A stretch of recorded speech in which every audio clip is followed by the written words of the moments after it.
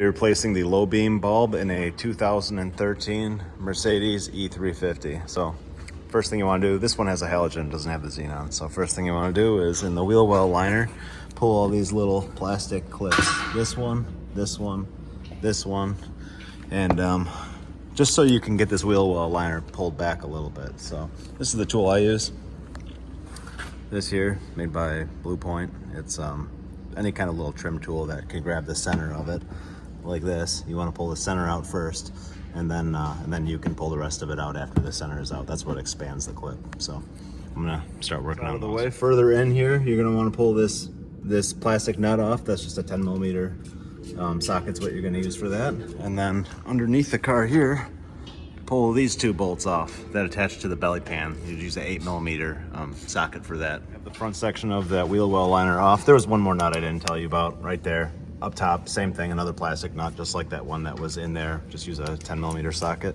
And then you can get right to the back of the headlight housing. So this cover right here, you just unscrew it counterclockwise and it pops right out of there. And then, I'll set this up a little better. And then in here, here's your bulb. So you take the whole housing here and you rotate it. You rotate it counterclockwise a few degrees and then pull out. And here it is. So you're gonna take this and remove it. It doesn't matter if you touch the glass, obviously, on the old bulb. Stick the new one in the same way, just be careful not to touch it. And then put it back in like this and clock it clockwise until it clicks into position.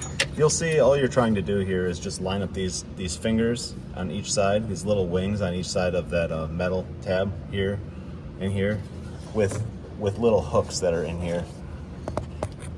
With little hooks, so those line up there and then on top, and then that clicks into position and then you're fine.